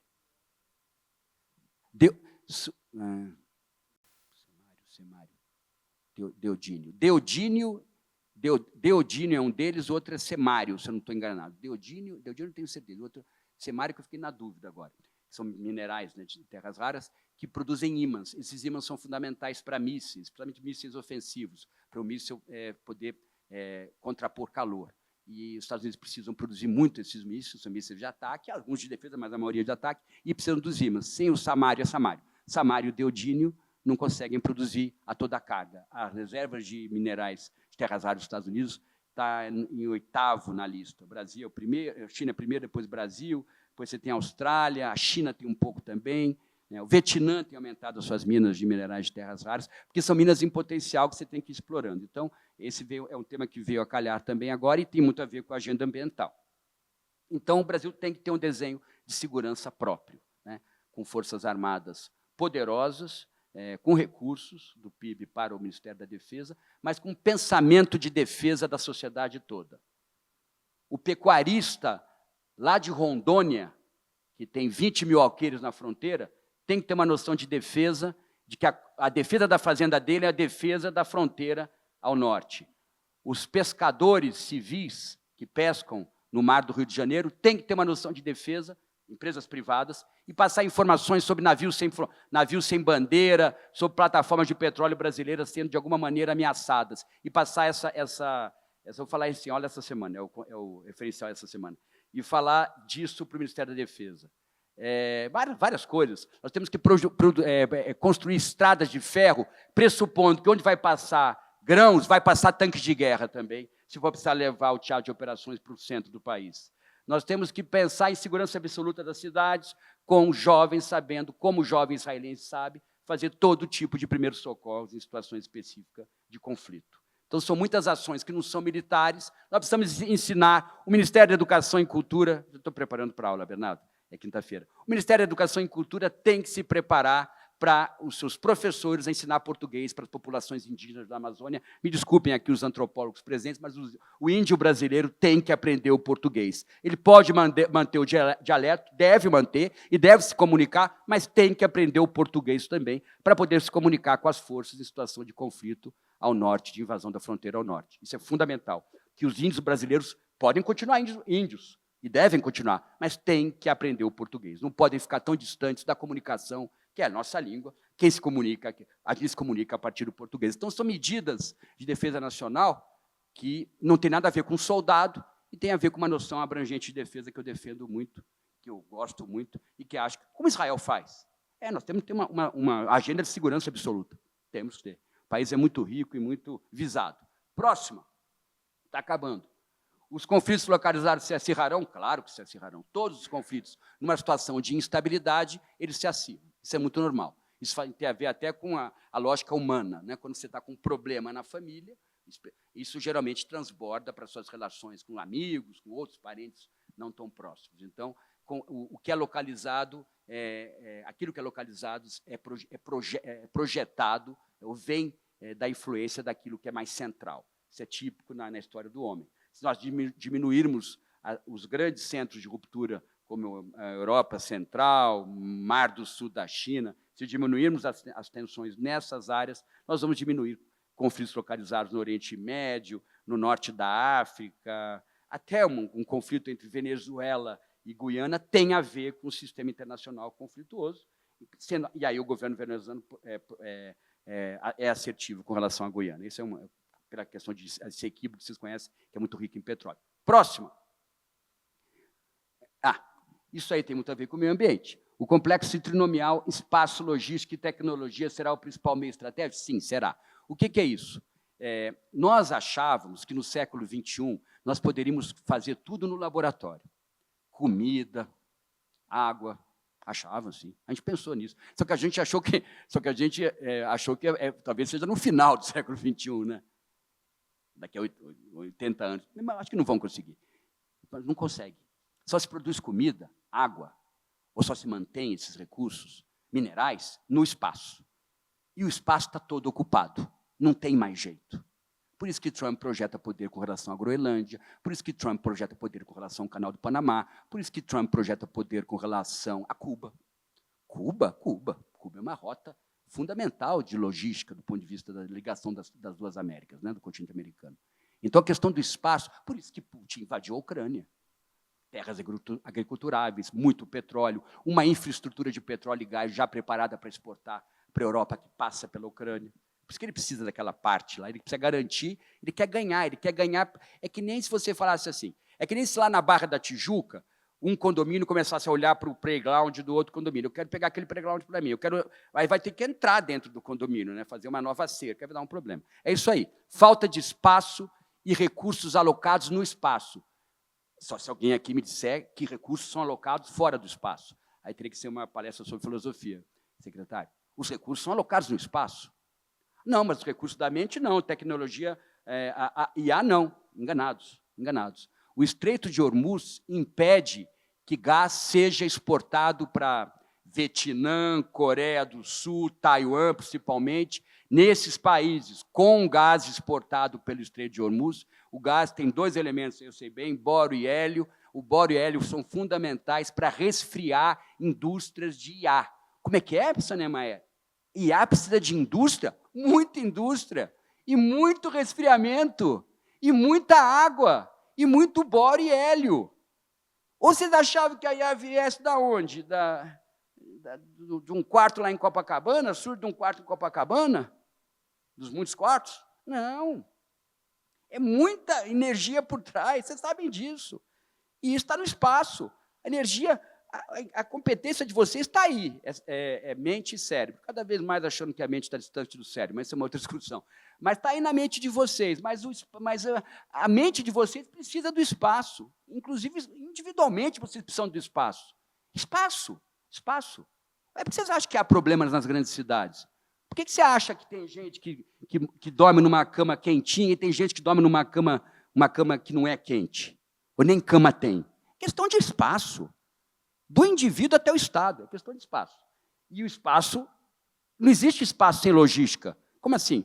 Você pode até no fundão lá da Amazônia, abandona, eu não vou mexer. Você vai no fundão no Mato Grosso, tem uma propriedade de 20 mil hectares que não está ainda produtiva. É verdade, mas ela tem dono, Você tem que levar a logística para lá, por isso que eu falo espaço, logística e tecnologia. Porque a logística, cada vez, não pode ser uma logística pobre. Do ponto de vista, tem que ser potente a tecnologia, com muita informação. Aí é um processo industrial específico que vocês conhecem melhor que eu. Então, para você controlar o espaço, você tem que ter logística. E a logística tem que ser eficiente. Foi o que o agronegócio brasileiro fez nos últimos 50 anos, desde que a Embrapa começou a atuar de maneira mais forte, que é uma instituição de Estado. Então, é muito importante, em todas as áreas da economia, que a gente perceba. O espaço está ocupado? Tem logística ali? Ou precisa criar uma nova logística para aumentar a eficiência? Qual vai ser a tecnologia aplicada? E aí, IA é fundamental para as decisões, tal, claro. Mas eu estou falando que para ter IA precisa ter bório e hélio. E para ter bório e hélio precisa ter gás. E precisa ter gás, precisa ter Estreito de Hormuz. E para ter Estreito de Hormuz precisa ter. Não para. É infinito para dentro. Precisa ter a cidade de São Paulo cuidando do meio ambiente, por exemplo, que é um espaço específico, né? Próximo. O mundo pós-Ocidente. Eu acho que sim. Né? Só tem um problema. Eu sou um aficionado por vira-latas, cachorrinhos, né? Vira-latas. E parece que algumas etnias chinesas ou aldeias específicas pegam um cachorrinho, um caramelo, que eu gosto muito, eu acho que vocês gostam também, e para a carne ficar mais gostosa, jogam num tacho de água quente para trincar a carne e a carne daquele cachorro ficar mais saborosa. É um hábito de chinês, né? Ou como dizia minha avó, não sei se ela falava, é uma coisa de estrangeiro. A gente tem uma visão muito preconceituosa com relação ao de fora, né? Mas o mundo será um mundo pós-Ocidente. Nós não vamos mais ficar ligados só à lógica ocidental, que é a lógica do consumo, do hedonismo, do prazer a toda hora, do prazer na prateleira, do distanciamento entre indivíduos, desculpe que eu vou falar, da destruição da família, por dentro, né? Dos vícios, dos exageros, da quantidade exagerada de Porsches na garagem, Porsches na garagem. Tudo isso vai ser questionado, né? Mas os chineses também têm Porsches na garagem. Tem, claro que tem, mas a grande maioria da população chinesa quer conhecer esse mundo pós-Ocidente. E eles nem sabem que o mundo vai ser da China ou da Índia, mas eles estão ávidos ainda, porque eles não receberam informação. É muito desigual a informação recebida por esses 8 bilhões e 250 milhões de habitantes. Mesmo com a internet, mesmo com acesso à internet, é muito desequilibrada a informação recebida, e isso faz aumentar só o distanciamento entre aqueles que têm muitos recursos, seja do mundo ocidental, seja das outras civilizações, e aqueles que não têm recurso nenhum. Quais são as civilizações que competem nesse mundo? A ocidental, que eu acho que vocês representam, eu também, somos tipicamente ocidentais. Só ver nosso estilo. Só ver nosso estilo. Olha o Bernardo. O Bernardo é um típico jovem ocidental. Típico. É um bom exemplo de um jovem ocidental. Mas ele vai saber se adequar às outras civilizações. Aí depois nós temos os cínicos, que são os chineses, temos os nipônicos. China e Japão, eles não se encontram no infinito, tem problemas gravíssimos, né, históricos. Talvez tenha sido a guerra mais infernal, a Segunda Guerra entre China e Japão, uma guerra, eu falo isso em sala de aula, uma guerra infernal na violência, principalmente japonesa contra os chineses. Japonesa contra os chineses. Opa. Não, chinesa contra os japoneses. Não, japonesa contra os chineses. É de 37, né? Inacreditável violência. E contra as mulheres. Criaram uma diretriz de estuprar mulheres para conseguir ganhar espaço, né? O estupro virou instrumento de guerra nessa guerra sino-japonesa, que é uma guerra que marca ainda. Então, a civilização japonesa ela tem uma... É só você ir no Bibi Sucos, no Rio de Janeiro. Você vai no Bibi Sucos, você encontra uma japonesa. Você vai falar com ela, de descendência, você vai olhar para baixo. A chinesa, ela ri e tal, eles são diferentes. Eles têm uma noção de poupança, uma noção de gastar recursos, uma noção de prazer, são diferentes. Tem os cristãos ortodoxos, que são os chineses, e os eslavos, com uma influência importante, até porque é uma civilização, a cristã ortodoxa, que traz com ela algo que é sempre importante, mas grave, que é um radicalismo com relação à interpretação religiosa. É muito grave, porque a ação do Estado deveria ser laica, e na civilização cristã ortodoxa, Putin faz bem isso, ele mistura muito bem a questão do cristianismo ortodoxo com a ação política, é muito grave também. Temos a civilização africana, que é muito dividida e fragmentada, mas é uma civilização interessante, porque ela, de alguma maneira, está resguardada. Eu acho resguardada. Com relação ao sistema, não é uma área de interesses muito graves, tem os problemas estruturais importantes, mas vejo a civilização africana, que é como esse autor, que é o Ranchino, coloca, como uma civilização interessante. Nós devíamos visitar mais a África negra, né? Acho interessante. Temos aí a civilização, qual mais? A hindu, impressionante o que a Índia está fazendo. Enquanto Xi, Putin e Trump discutem, o primeiro-ministro indiano produz.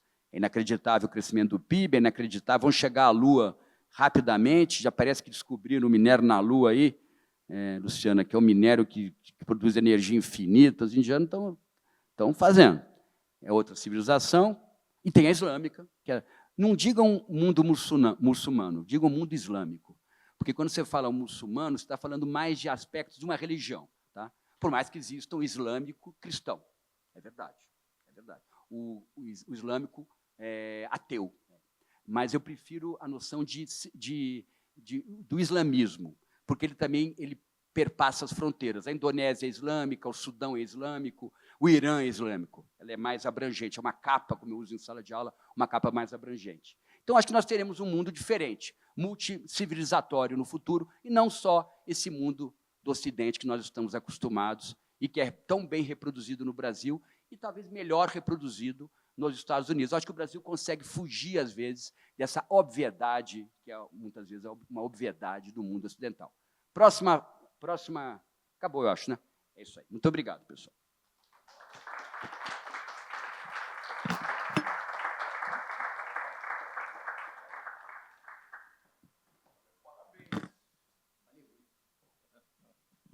Parabéns, não é? O professor levantou aqui quantos assuntos, hein? É para um curso inteiro, não é? Não é para uma manhã. Mas eu não quero tirar a oportunidade de alguém fazer alguma questão. Eu acho que os dois alunos já estão até escalados, senão eles vão ter avaliação inferior, porque não pensaram em aproveitar essa aula extraordinária aqui do mestre. Então, Bernardo e Pablo aí são os primeiros, depois pode prosseguir. O Bernardo ele vem estudando um negócio muito importante, que é paradiplomacia. Né? Eu acho que o Bernardo podia fazer alguma pergunta com relação a essa sua vertente teórica da paradiplomacia, que é você fazer política externa não a partir de Brasília só. Você fazer a partir da Prefeitura de São Paulo, do governo do Estado e tal. Acho que é legal. Você tem alguma coisa... Você aprofundou sobre a paradiplomacia ultimamente?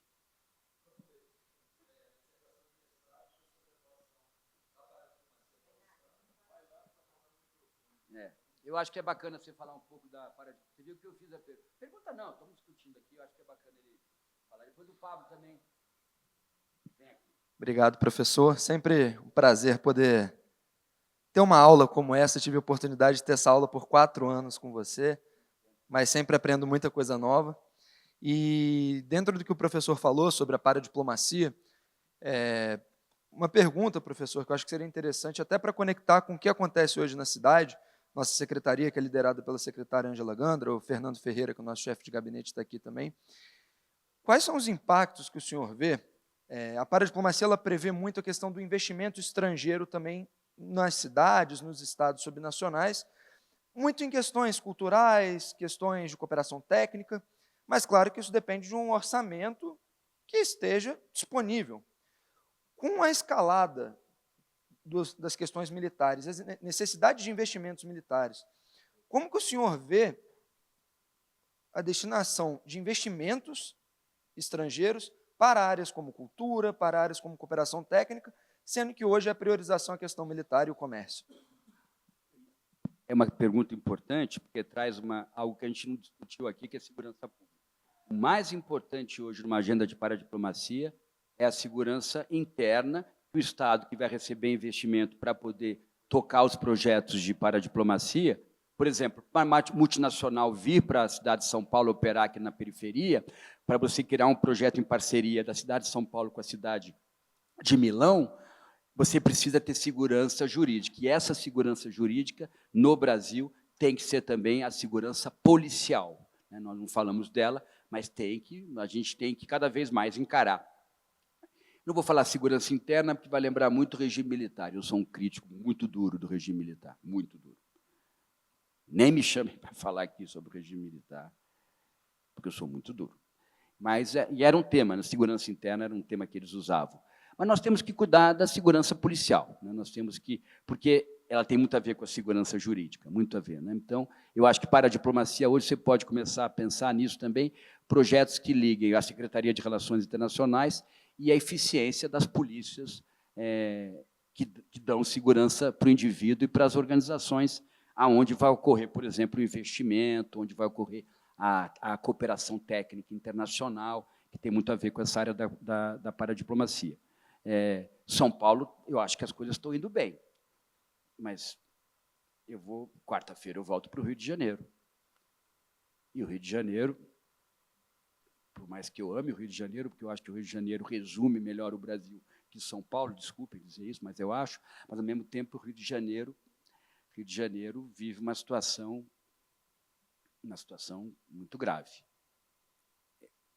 nessas estruturas da polícia. Então, para você aumentar a segurança jurídica, para poder ter base para fazer paradiplomacia e cooperação técnica internacional, nós temos que mudar o Código Penal, temos sim. Mas se eu criticou o regime militar, e daí? Vocês têm a mania de achar que o cara que é a favor de um grupo de conceitos ou valores, ele não pode transitar para um outro centro de valores, que produz valores diferentes. Vou dar um exemplo. Eu sou totalmente contra o porte de armas. Sou favorável à liberdade sexual a partir de uma certa idade total, fazer o que quiser com o corpo. Questiono a família tradicional, não acredito mais no modelo tradicional, mas sou contra o aborto. Então como é que o senhor é? Eu sou Botafogo. Eu sou Botafogo. Eu não preciso estar igualzinho num canto. Eu não sou um cara de estar igualzinho, nem vocês são. E querem colocar a gente igualzinho num canto. Os igualzinhos para lá, os outros igualzinhos para cá. Um problema grave, Então, voltando a essa questão da paradiplomacia, segurança jurídica e baseada em segurança operacional militar da polícia militar.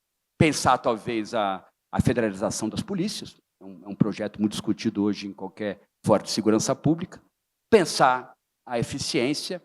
Eu estou muito preocupado com o Comando Vermelho, vocês estão preocupados com o PCC, é isso. Então, eu acho que a gente tem que pensar na segurança das esquinas, para usar uma expressão de Foucault, eu gosto muito de Michel Foucault, pensar o poder nas esquinas. E o poder nas esquinas, não na esquina de Foucault, já seria um crítico isso, mas na esquina de Foucault tem que ter polícia.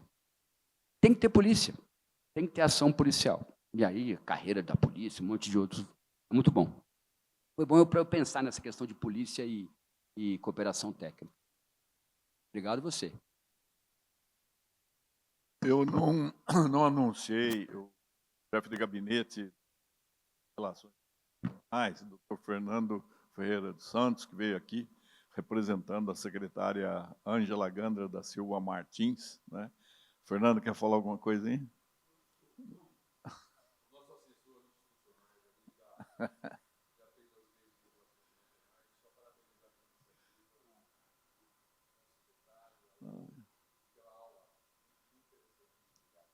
Professor, a Prefeitura de São Paulo, ela não tem outra forma de agradecer a sua magnífica conferência, aula magna, senão entregando esse certificado de agradecimento, né? Com toda a nossa gratidão, nosso reconhecimento pelo momento tão glorioso que nós tivemos aqui com... O senhor abordou inúmeros assuntos, então tem uma facilidade de comunicação, é muito simpático, embora botafoguense, e eu também não, eu sou Flamengo, assim, eu sou carioca, sou paulistano, né? Então a gente torce para o Flamengo. Não, assim, é aquela Fla-Flu, a gente fica numa ideia. Eu sou santista, geração Pelé, né? E então mas, brincadeira à parte, muito obrigado. Você está sempre escalado para passar alguns momentos conosco, viu? E muito obrigado mesmo pela magnífica exposição. Muito obrigado, secretário. Na verdade, quando eu vim aqui, o secretário me convidou gentilmente para a gente se conhecer, Luciana e a equipe, eu ofereci essa conversa com vocês, porque eu fiquei 7 anos no doutorado da USP. Eu, quando comecei o doutorado, eu tinha um salário lá na Facamp. Eu fui o fundador lá do curso de Relações Internacionais com o professor João Manuel e com Beluso, lá na Facamp. E eu tinha um salário X. Quando eu acabei o doutorado, foi para 4X. Quadruplicou o meu salário com o doutoramento na USP. Depois, 2 pós-doutoramentos, um na Pará e outro na Unicamp. Melhorou mais o salário. Então, eu estou usando... Não, mas eu usei a universidade pública de uma maneira... Eu respeitei a universidade pública, mas a universidade pública... É meio grave o que eu vou falar, mas num caso como o meu, a gente concentrou renda. Eu deveria ter pago alguma coisa no doutorado para ter aula com o professor Gabriel Com, que está no céu, com o professor Fernando Limonge, com a professora Maria Hermília Tavares de Almeida, firme. Que me passaram algo que depois eu levei para as minhas aulas, e o João Manuel falou, pô, você tem que ganhar mais, né? Mas essa aula está melhorando. Está melhorando porque eu tive aula com a Maria Hermínia. E porque eu pesquisei, estudei, fiquei sentadinho estudando, mas eu me aproveitei dos professores do ensino público universitário. E acho que eu poderia ter contribuído de alguma maneira, mas tem projetos sobre isso com relação à pós-graduação da universidade pública no Brasil, que ela seja analisada a partir do imposto de renda de cada aluno, porque é muito concentrador de renda, como os outros serviços públicos também, tem que pensar nisso, aqueles que concentram mais ou menos renda. Então, por isso que eu tenho que falar, né? Eu tenho que vir aqui, eu tenho que falar, eu estou indo na Federal do Espírito Santo, daqui a um mês, fazer uma palestra também para os alunos de lá, eu falo também em escolas, porque eu acho que, quando eu tenho tempo, minha vida está um pouco assim movimentada, mas eu acho importante. Então, eu agradeço essa oportunidade para a gente poder trocar aqui, foi uma grande honra para mim, e eu gostei muito do secretário Naline, é muito humano, muito cooperativo, olho no olho. Vocês estão de parabéns pelo secretário aí na secretaria e também os demais secretários e assessores aí. Muito obrigado. Uma salva de palmas para o professor. Agradeço a presença de todos. Está Vamos tirar uma foto com todos, talvez ali. E vamos tentar fazer outros encontros assim, e o Pablo fica devendo a sua... Será que dá tempo, Pablo? Quer falar? Então fala.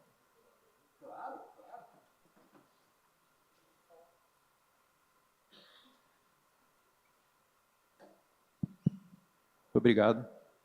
Professor, é muito bom te ver depois de 14 anos.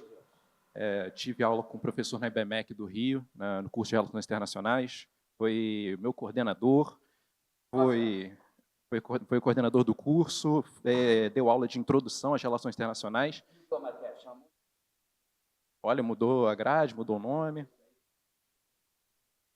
Mas é muito bom ver que a base que o curso que o senhor fundou, ele permitiu com que eu, ao longo do tempo, pudesse refinar as minhas próprias análises, meu próprio entendimento sobre o sistema internacional e chegar até mesmo a conclusões diferentes do senhor, que me ensinou tudo isso há 14 anos atrás.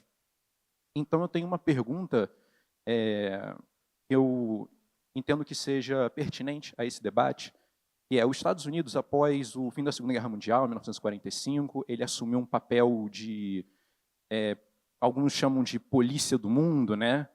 Apoiando conflitos, financiando conflitos, caso do Irã-Contras, 1962, na Guerra do Yom Kippur, na Guerra dos 6 Dias, ele financia Israel, 73, Yom Kippur. Não faltam casos, né, dos Estados Unidos assumindo uma posição de relevância como potência no mundo. O meu entendimento atual é de que os Estados Unidos, na figura do seu presidente Trump, é uma representação da oligarquia, do complexo industrial militar, de tudo isso. E como o senhor entende que seriam os Estados Unidos após o governo fim, que vai ocorrer de um jeito ou outro, o fim do governo de Donald Trump, se eles vão mudar a postura dele atual ou se haverá uma continuidade dessa belicosidade dos Estados Unidos? Eu acho que vai mudar. Eu acho que, igual a Trump, nós não vamos ter um outro presidente com esse perfil, né? Ele é muito alternativo, né? Então, eu acho que o Partido Republicano deve ter como candidato a presidente da República o vice-presidente. Deve ser o candidato que está, inclusive, aparecendo menos, o Vance, né? Aparecendo menos com o presidente Trump. Inclusive, tem um filme sobre a história do Vance que fala, né? Que é um filme interessante. É um menino que sofreu muito. O vice-presidente sofreu muito. Sofreu muito. Teve uma vida muito sofrida. Muito sofrida. Vejam o filme. Eu acho que é verdade, mas muito sofrido, de muito sofrimento, com a mãe, com a avó, com o pai. Impressionante. Como vice-presidente dos Estados Unidos da América, foi uma criança sofrida, muito sofrida. Fiquei impressionado. Quando acabou o filme, eu falei: Andréia, é o vice-presidente. Não tinha, porque isso não fala muito claramente. Mas ele, até talvez por isso, espero que ele tenha um pouco mais de humanidade para poder perceber que os Estados Unidos não vão conseguir manter essa posição de polícia do mundo, para usar essa expressão. E tem uma maneira de você equilibrar isso. E por dentro, e a cidade de São Paulo é fundamental, que é a democracia, nos países que vivem a democracia, você aprimorar a democracia, por exemplo, diminuindo radicalismos sobre ser aquilo ou ser aquilo outro, né? E aí, eu estava mais otimista com relação a 2026, há 4 anos atrás. Mas agora estou otimista com relação a 2030, né? Eu estou otimista com relação a 2030, mas acho que 4 anos a gente consegue, a gente aguarda. Democracia envolve aguardar. A democracia não é um regime de clímax. Democracia não é um regime de grandes prazeres, viu? Quem deposita na democracia muito prazer, está mal, porque a democracia não é um regime de clímax, não é um regime de grandes prazeres. A democracia é um regime limitado naquilo que oferece, mas ela oferece para toda a sociedade a democracia de verdade, né? Principalmente, como diria Tocqueville, eu tenho lido muito Tocqueville ultimamente, a democracia é que atinge também, principalmente, a oferta de bens econômicos. Não existe democracia política com desigualdade canalhas como nós conhecemos no Brasil e em outros países. Não existe. Então, a democracia tem que vir acompanhada. Mas eu acho que nós vamos conseguir diminuir a agenda dos senhores da guerra, que querem ser polícias do mundo, não só o presidente Trump, mas outros, ou não só os Estados Unidos, mas outras potências centrais, com democracia, com um processo legislativo que demora, com aprimoramento, com informação. É isso. Eu acho que é pela democracia. Eu acho que Maquiavel acho que acharia isso também. É por dentro que a gente resolve a vida da Europa da época de Maquiavel. É por Florença que resolve. Tanto que Florença foi um exemplo de república, de início de um pensamento sobre república. Então, eu acho que é por aí. A gente tem que resolver por dentro. O sistema político de cada país é fundamental para definir o sistema internacional.